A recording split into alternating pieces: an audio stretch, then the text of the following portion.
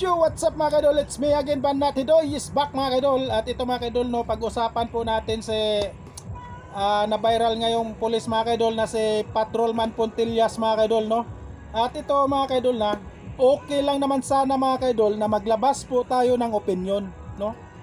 Lahat tayo pwede po tayo maglabas ng opinion, pero yung opinion na tamang katotohanan lang po mga kaidol. Ang hirap kasi ni Puntillas mga kaidol, Patrolman Puntillas, no? Ay wala sa hulog po, wala sa hulog ang opinion niya, no? Ang sabi niya kasi dito mga kaidol, pulis ako, hindi nyo po ako pwedeng utusan ng mali. 'Di ba? At ito pa mga kaidol kahit presidente ka pa, kung mag-utos ka ng mali, hindi kita susundin. Sino ka ba? Presidente ka lang, pulis ako, 'di ba? Yan po ang sabi ni Patrolman Puntillas mga kaidol, no? At sinasabi pa talaga niya mga kaidol na pwede kitang arestuhin kung wala ka na sa posisyon. 'Di ba? Yan po ang hirap sa mga hindi lahat hindi naman lahat ng mga pulis, kasi ang mga pulis ay may mga matino. Hindi katulad nito ni Patrolman Puntillas mga kaidol na sobra na po yung opinion niya mga kaidol, no? At presidente po yung yung pinagsasabihan niya, presidente.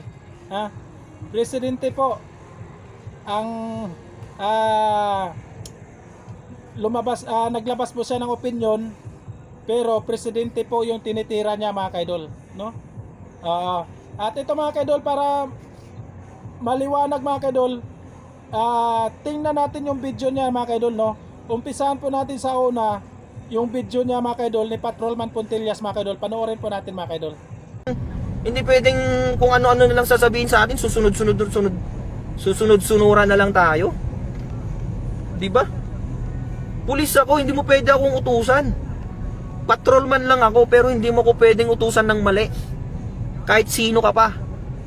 Kahit ikaw pang presidente, sabihin ko na nga sa'yo, kahit si Bongbong Marcos pang mag-utos sa akin ng mali, hindi ako susunod sa kanya, kahit tanggalin niya akong pulis. Diba? Ba't ako susunod sa kanya? Sino ba siya? Siya ba ang boss ko? Hindi ko siya boss. Ang boss ko, yung nagpapasahod sa akin. Sino bang nagpapasahod sa akin?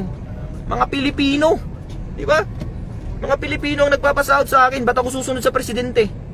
Ano ba siya? Presidente lang siya. Diba? Ako, pulis ako.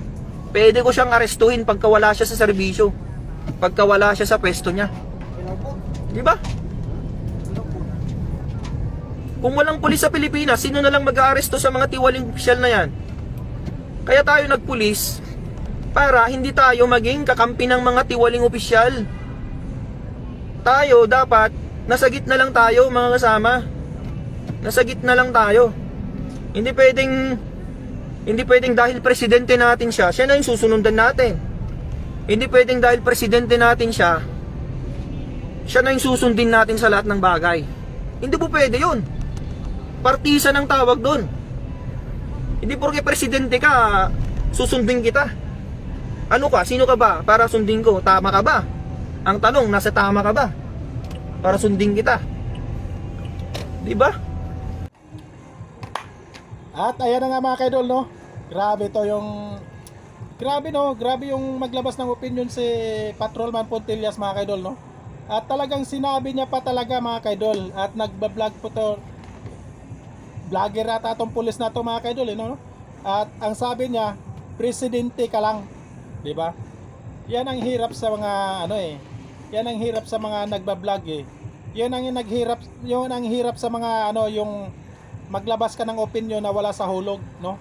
Maglabas ka ng opinion at mali pa, no? Di ba? Okay lang naman sana, lahat naman tayo may opinion Maglabas tayo ng opinion, okay lang. Basta tamang katotohanan lang po tayo yung opinion. Hindi po tayo lumagpas. Paul na po tayo dyan mga kaidol pag lumagpas po tayo yung opinion na hindi na tama ang opinion mga kaidol, no? Tulad ni Patrolman Puntillas mga kaidol, no? Narinig nyo naman siguro ang sinasabi ni Puntillas mga kaidol na presidente ka lang, pulis ako, pwede kitang arestuhin kung wala ka na sa posisyon. Di ba? At ito na nga mga kaidol, no? At ito na ang kasunod mga kaidol. Ito na yung pangyayari niya mga kaidol. At ito, panoorin niyo po mga kaidol. Inaresto na ang police vlogger na nambatikos kay Pangulong Bongbong Marcos. Siya ang pulis na hindi nagustuhan ng pagpapaaresto kay dating Pangulong Rodrigo Duterte para isuko siya sa ICC. Nasa frontline ng balitang yan si Kari Cator. Ikaw ay may karapatang manahimik. Lahat ng sasabihin mo ay pwedeng gamitin laban sa iyo. Binasahan ng Miranda rights ng arestuhin kahapon ang na-dismiss na pulis at vlogger na si Francis Steve Fontillas. Inaresto siya ng mga tauhan ng Quezon City Police District sa Commonwealth para sa kasong inciting to sedition kaugnay ng Cybercrime Prevention Act. Itinakda ng Quezon City Regional Trial Court Branch 224 ang piyansa sa 36,000 pesos para sa naturang kaso. Nagugat yan sa viral video ni Fontillas noong Marso kung saan binatikos niya si Pangulong Bongbong Marcos. Hindi raw siya sang-ayon na ipaaresto at isuko si dating Pangulong Rodrigo Duterte sa International Criminal Court sa The Hague, Netherlands. Kahit pa mapanood to ni Bongbong Marcos kahit ano pang sabihin mo sir, hindi ako susunod sa'yo. Kasi hindi mo naman ako pulis eh. Ito rin ang dahilan kaya sinampahan ng kasong administratibo si Fontillas at dinismiss ng National Police Commission o NAPOLCOM. Para naman kay PNP Chief General Nicolas Torre, isolated case sa hanay ng kapulisan ang ginawa ng dating pulis na vlogger. Siya lang naman mag-isang gumawa nun at wala namang iba. So, I don't think that he has any following in the PNP. Hindi naman na nagbigay ng pahayag si Fontillas. Nagbabalita mula sa Frontline, Kari Cator, News 5.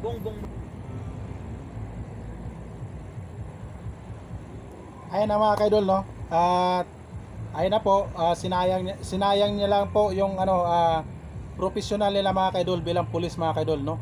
At ayan na, nawalan ka na ng trabaho, hindi ka na pulis, no? At ordinaryong tao ka na, no? 'Di ba? At nang dahil lang po sa sinasabi mo at mga maling impormasyon, mga maling opinion mo. Ganyan po ang mangyayari mga kaidol, no?